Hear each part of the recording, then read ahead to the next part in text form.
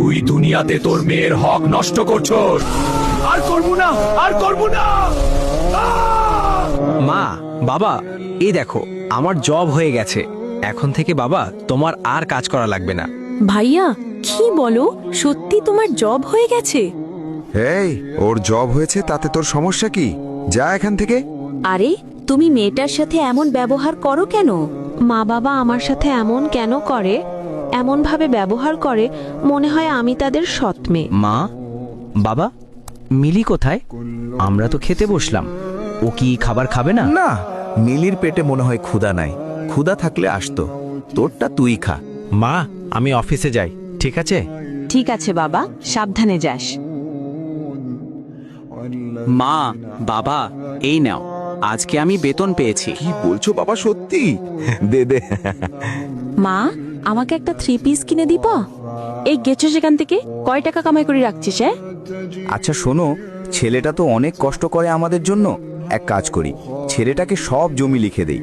মেয়েটা তো পরের বাড়ি চলে যাবে, ওর লাগবে না। আচ্ছা, তাহলে কালকেই পাটোয়ারি সাহেবকে দেখো। পাটোয়ারি সাহেব, আপনাকে আসতে বলছি এই কারণে যে আমরা কখন মরে যাই তার তো ঠিক নেই, তাই আমাদের সম্পত্তিগুলো ছেলের নামে লিখে দেই। এই নেন দলিল।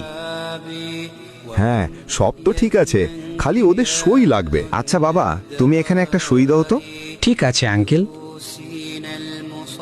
মিলি, এবার তুই সই দে। না আব্বা, আমি সই দেব না। আমার কি কোনো হক নাই?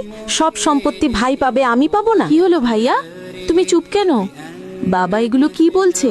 সব তোমাকে দেবে, আমি কি পাবো না? বাবা তো ঠিকই বলছে। তুই মেয়ে মানুষ, সয় সম্পত্তি দিয়ে তুই কি করবি? এখানে সই দে। আব্বা, আমি আল্লাহর কাছে বিচার দিলাম, তোমরা আমাকে ঠকিয়েছো। তো বাবা, তুমি যে আমার মেয়েকে বিয়ে করবে, তুমি কি করো? আঙ্কেল, আমি একটি মসজিদের ইমাম, মসজিদে নামাজ পড়াই। সামান্য ইমাম, আর আইসো আমার মেয়েকে বিয়ে করতে? এক্ষুনি বেরিয়ে যাও।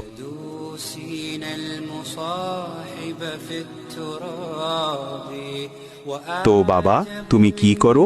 আঙ্কেল, আমি সরকারি চাকরি করি। আচ্ছা বিআইন, বিহা কনফার্ম। ভুলে এখনই বিহাইন বলে ফেলছি। আচ্ছা, তো আগামী সপ্তাহে বিয়ে?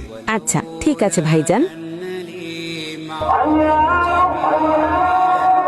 কিউ কাকা, শুনলাম আপনি নাকি আপনার মেয়েকে মেয়ের হক দেননি, এখন বলে সরকারি চেয়ে বিয়ে দিছেন। যে বাবা মা এক সন্তানকে সম্পদ বেশি দেয় এবং অন্য সন্তানকে সম্পদ কম দেয়, অথবা মেয়ের হক মেরে দিয়ে ছেলেকে দেয়, অথবা ছেলের হক মেরে মেয়েকে দিয়ে দেয়, এমন বাবা মা দুনিয়ার জমিনেও ভালো থাকতে পারে না, পরকালে ভালো থাকার তো কোনো প্রশ্নই আসে না।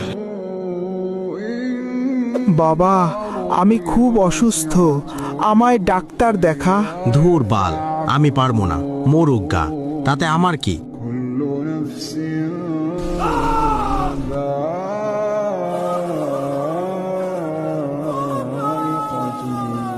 এই লোকটি তার মেয়েকে ঠকিয়েছে।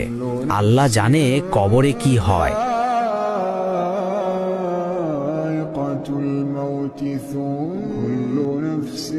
তুই দুনিয়াতে তোর মেয়ের হক নষ্ট করছস। তোর কোনো হিসাব নেই, তোর জায়গা শুধু জাহান্নামে। আর করবো না, আর করবো না। কিরে মিলি, তোর বাবা মারা গেছে কয়েক মাস হয়েছে, তোর বাবার বাড়ির সম্পত্তি কি তোর ভাই ভোগ করবো নাকি? কেন? তুমি আমার বাবার বাড়ির সম্পত্তি দিয়ে কি করবা? হ্যাঁ, এত লোভ থাকা ভালো না। তুই যদি তোর বাবার বাড়ির হক না আনোস, তাইলে আমি তোকে তালাক দিব। চাই দেখি কত পারো, দাও তালাক, দাও। তুই দেখতে চাস? আচ্ছা, 1 তালাক, 2 তালাক, 3 তালাক।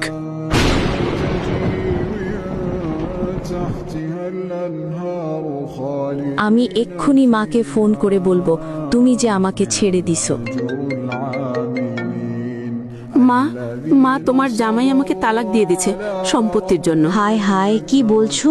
আচ্ছা তুই বাড়ি চলে আয় তাহলে, ওর সাথে থাকা তোর জন্য হারাম এখন। মা, তুই আমাকে মাফ করে দিস। আমি তোর সাথে অন্যায় করেছি। তুই মাফ না করলে আল্লাহ আমাকে মাফ করবে না।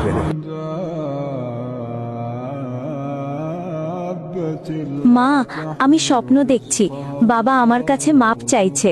আচ্ছা মা, তুই তোর বাবাকে মাফ করে দে, নয়তো আল্লাহ তোর বাবাকে মাফ করবে না। হে আল্লাহ, আপনি আমার বাবাকে মাফ করে দেন।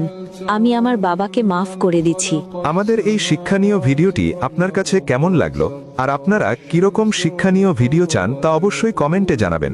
আর এরকম নিত্য নতুন ভিডিও পেতে আমাদের চ্যানেলটি ফলো দিয়ে রাখুন এক্ষুনি।